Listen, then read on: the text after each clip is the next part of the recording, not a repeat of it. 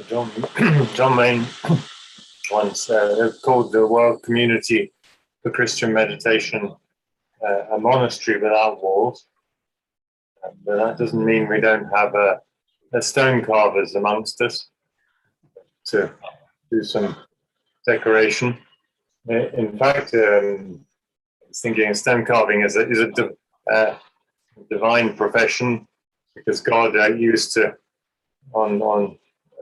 carve writing in the tablets of stone on top of Mount Sinai. So stone carvers must be imitating the Lord when they're doing their work. So we're very pleased to have Alex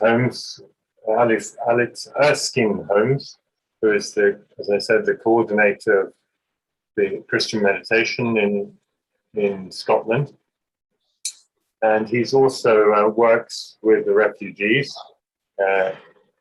accompanying refugees in Calais, that's in France, and in the UK. And he's going to speak to us today on what is home and where is home. Thanks, Stephen, very much. And it's wonderful to be with everybody. I don't know many of you at all. I've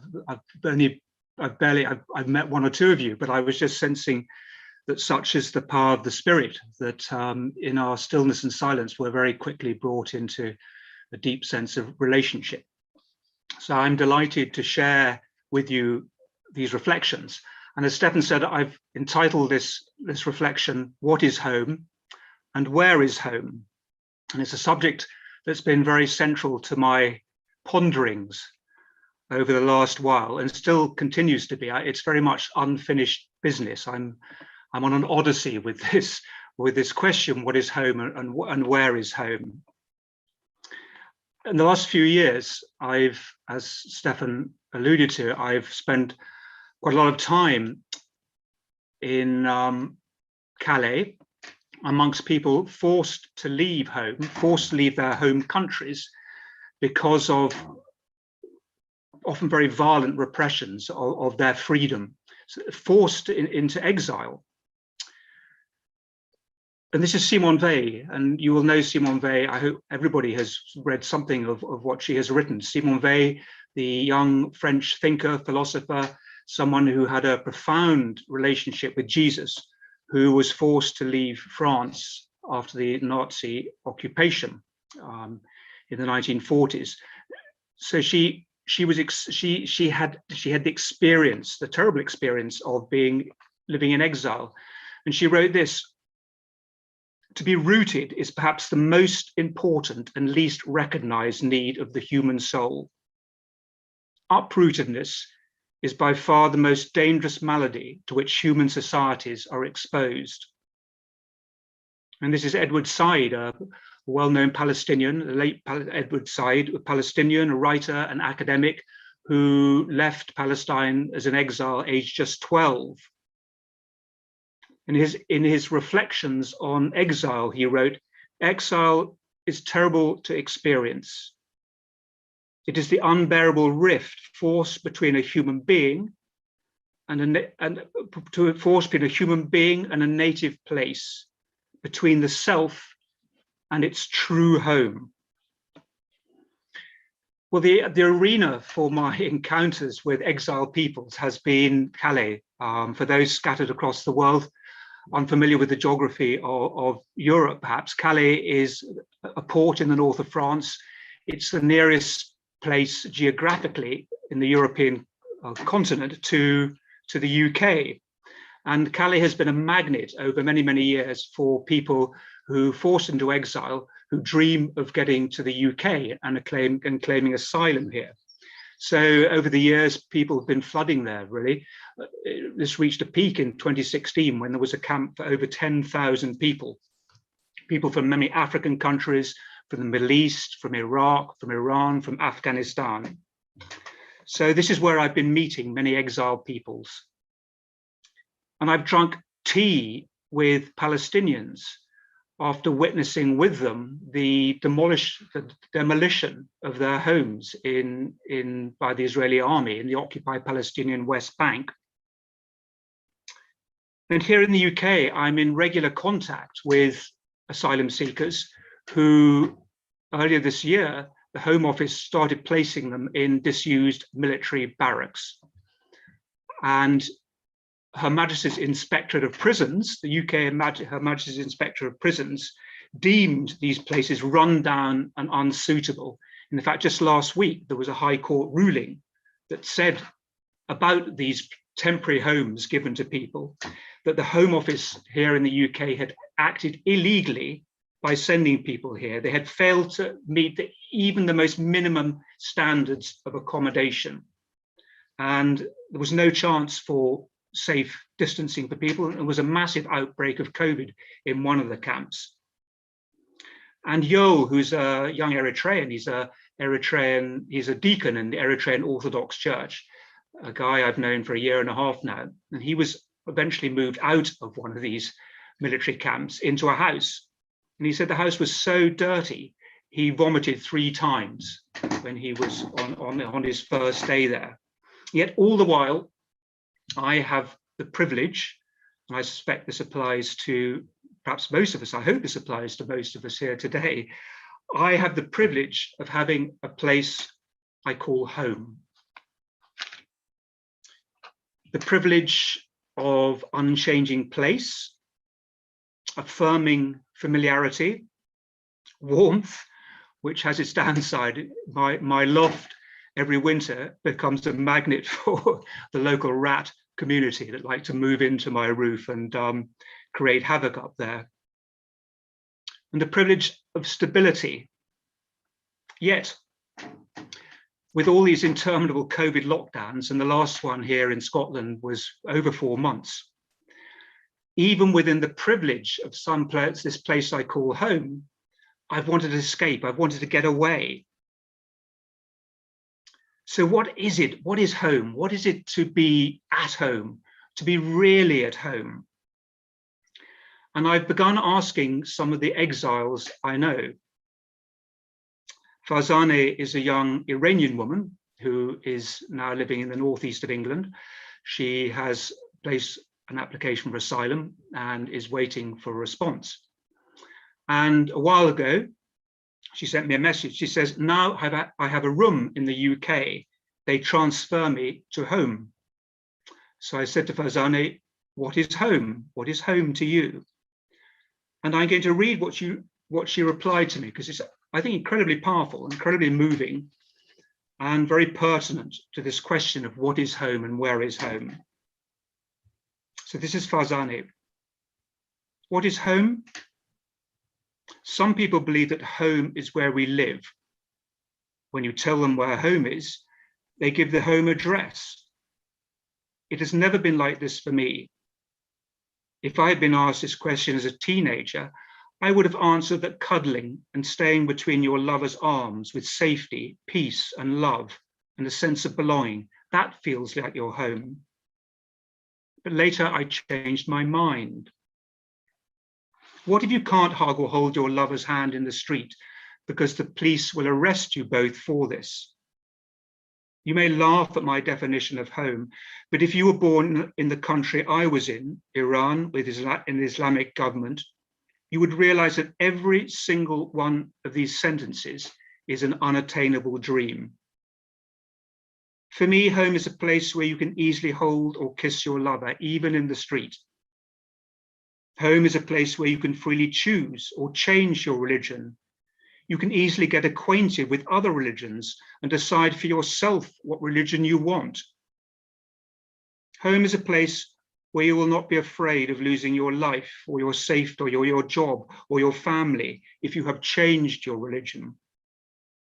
Home means you can easily worship a kind father, more kind than any earthly father, and introduce him to your friends without fear of death or punishment. Home means a place of love and a place of peace. Home is a place where you smile, when you think about it. I hope everyone finds their home. Where is home? I asked Azmi. Asmaron is a young Eritrean who I've known for about 3 years. He comes from, as I said, from Eritrea, and he's now living in the UK. But he was snatched from his home in Eritrea, aged just 16. On the 20th of June, soldiers came to my house whilst I was sleeping with my twin siblings and mother. My home area is very hot, and there are no walls, only a fence and a very weak door made of straw and wood. They grabbed me from my bed and beat me badly. Then they put me in a car and took me away. For over a month, I was subjected to continuous interrogation and beating. I became very weak from the beatings and unable to walk. Asmi's crime, he was accused of planning to leave Eritrea and avoid military service, which it was an accusation he vehemently denied. So what is home for you? I asked Asmi. He replied, that's an amazing question. And he thought for a while. Then he said, home means sanctuary, a place where you can feel safe, a place where you can feel at peace. Change of scene now to Spain. So the Camino de Santiago, some of you will be familiar with the Camino. It's a very ancient pilgrimage route. There were routes running right across Europe in the Middle Ages, converging on Santiago de Compostela in the northwest of Spain. Anyway, I'm on the Camino and heading towards my destination for this particular night was a Trappist monastery. I arrive in the town after walking well over 30 kilometers. I arrive in the town where I thought my accommodation for the night was, only to find I would have to walk several more kilometers to the monastery. Anyway, so I trudge on and eventually I reach my destination. And I walk and walk and walk around this endless perimeter fence before eventually finding the doorway in. Anyway, I walk into the reception. We don't take pilgrims here, shouts one of the two very hard of hearing sisters at reception. And in my faltering Spanish, I say, well, I wrote 6 weeks ago.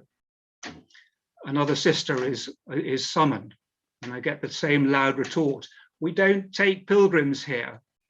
And I explained again, I tried to explain that I had written and received a confirmation. And eventually a fourth sister arrives, mercifully this time clutching a printout of my email. And she's the personification of hospitality, beautiful woman with a gentleness and this clarity about her. Anyway, she shows me to my room. Later in the day, in the evening, she brings me my dinner. And just as I'm about to climb into bed, there's a little knock at my door. And a voice that says, Alice, la misa es a las 7. Mass is at 7 o'clock. Anyway, after Mass and after breakfast, my guardian angel brings me a packed lunch for my journey. And it made me think again of Simone Weil, who wrote, nothing among human things has such power to keep our gaze fixed ever more intensely upon God than friendship for the friends of God. My guardian angel in the monastery was a real friend of God. Anyway, the point of this little story, I was just about to leave the monastery when I noticed at the door a plaque. En este silencio y esta paz, mi corazón se llena de ti. In this silence and this peace, my heart is filled with you. What is home? Where is home? Here, a Trappist monastery, home for a community of religious sisters, a temporary home for passers-by like me, where silence and peace are the very bedrock of community and home. What is home? I asked Fazane, and central to her response was, home is a place of peace. And Asmi, home is sanctuary, a place of peace, a place where you feel safe. So it seems to be at home is to be in a place of peace. peace seems absolutely elemental to experience being at home, really at home. So what is this thing called peace? Recently, I visited Azmi, the young Eritrean who was snatched from his home just age 16. I visited him. And even though all the external parameters for a peaceful existence are in place, he's got somewhere to live, he's got a job, he has his papers, he's allowed to stay in the UK. And yet, whilst I was with him, I sensed he was troubled. He misses his family incredibly. He misses his mother and his siblings. And there's no way he can visit them. He can't phone them. His family come from a very poor part of Eritrea. They don't have a mobile phone. And this loss, this absence, quite understandably, creates a peacelessness about him. But here, and as I said, that's understandable. Here am I living in a beautiful part of northeast Scotland, a rural idyll. I can work from home. I've been able to work from home all through the lockdowns. And yet, I've longed to escape from here in recent times. There's been a lack of peace in me. And back to those words, which thank you, Judith, for quoting them earlier from John Main. Peace isn't just a sense of being becalmed. It's something much more positive. It's a sense of being complete when you have discovered your own harmony, the harmony within yourself, the harmony of which you are capable in relationship with others and with nature. And musing on all this, I've come back again and again to a story. I'm going to call it Muli's story, because Muli is the Eritrean who told me the story. So, shift of scene again, Calais. It's December the 31st, 2019. And I've gone down to visit this small encampment of the exiled Eritrean community in Calais. And it's a really wild, cold day. And I'm sheltering in the lee of this 4-meter high security wall, so-called security wall, funded by the UK government. And Muli is telling me a story, his English flowing, his English fluent. And this was a story he told me. He said, once upon a time, there was a rich young man, and he owned a huge house with many, many bedrooms. And he decides to invite Jesus to stay. And Jesus arrives, and the rich young man shows Jesus to the biggest and best bedroom in the house. And Jesus settles in and is very thankful. And the young man goes away and carries on his business in the day.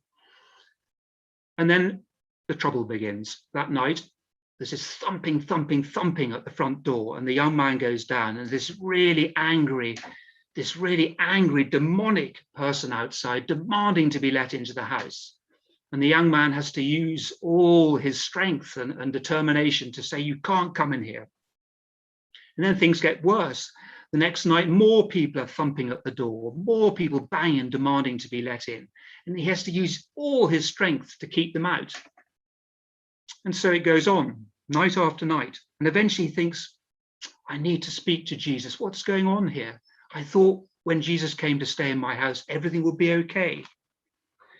So he goes to Jesus and he says to Jesus, Jesus, while you've been sleeping peacefully in this room up here, I've been having to deal with all these angry, demonic people demanding to be let into my house. I thought when you came to stay in my house, everything would be okay. You would take care of me. I love you and I do care for you, said Jesus to the young man. But when you invited me into your house, you showed me to this wonderful bedroom, and here I've been, but you shut off the rest of the house to me. I'm Lord of this room, sure, but I'm not master of the house. And the young man falls on his feet and says, Jesus, please forgive me. Please, please forgive me. The whole house is yours. You can go into whatever room you want. The whole house is yours. Please be master of the house. And thereafter, no more angry people came banging at the front door of a night, demanding to be let in. And in fact, the young man opened his front door to all the people who needed shelter. Muli finished his story. I left the little camp, and I returned the next day. We'd moved into a new year. It's January the 1st. No sign of Muli. And I spent some time with the guys, sitting around the fire, drinking coffee with them. And it's midday, I've left, and I get a message from Muli. I'm in Birmingham, Alex. Yesterday, I got into a truck and I'm now in the UK. This is a year and a half. I still find this profoundly moving, having told me the story of the doors opening. The door had opened for Muli and he had made it to the UK. And Muli's story has had a profound effect on me. And I return to it again and again, because I won't say it necessarily provides the answer, but it certainly provides an answer as to why peace, our individual experience of peace that seems so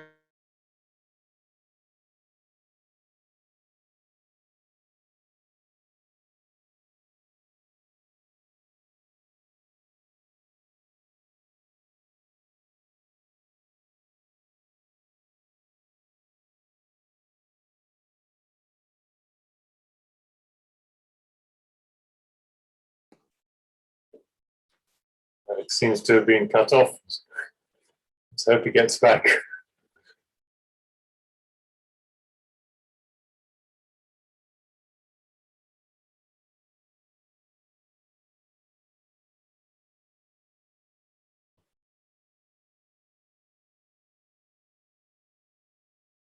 Just as we were coming to a very moving conclusion of the story.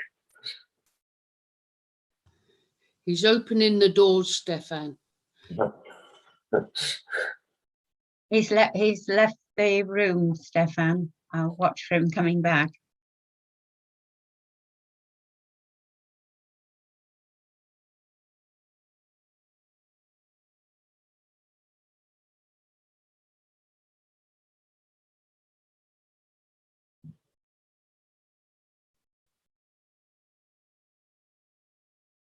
Well, we may. It's actually close to the end time. It's a shame to miss the end. Maybe we'll get him to write something about the end of his story. But it was a wonderful reflection. I'm sure you've all enjoyed it as much as I have, and it's this sense of coming home to peace. It's one of the ways we describe meditation as coming home, and it is that sense of peace and security, and knowing we are where we belong in the loving care of God. It is the homecoming, which Alex so beautifully described. So anyway, I'll pass back now to the people are making lovely comments here.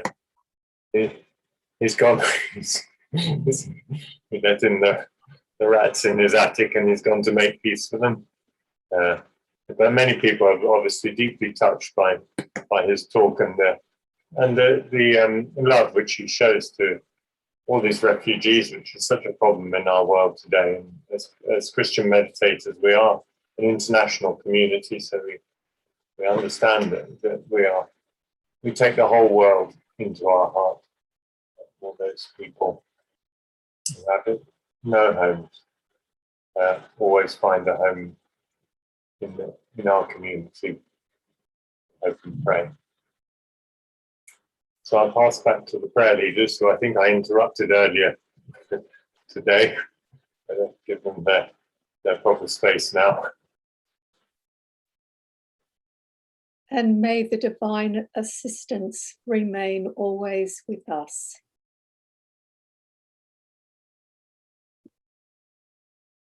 And with our absent brothers and sisters.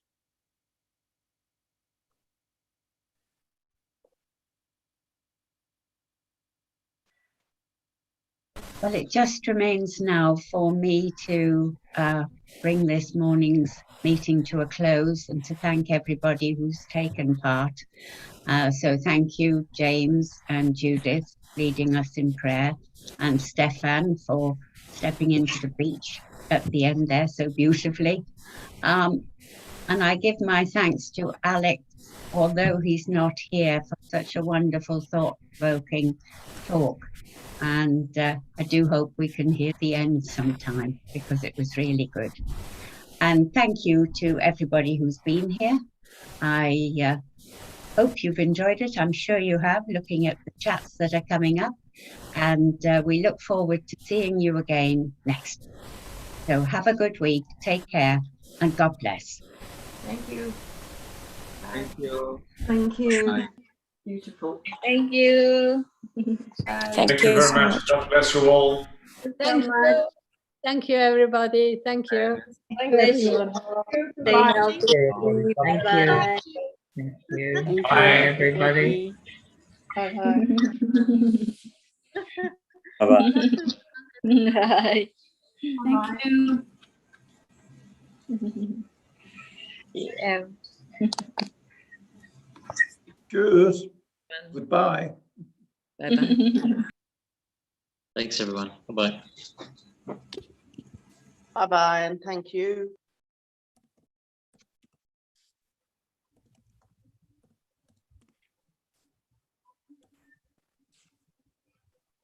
Looks like that's the last of it, Julia. Okay. Thank you, JM. Thank you too. Thank you, Stefan. Thank you, And Jay. Nice to see you. Thank you, everyone.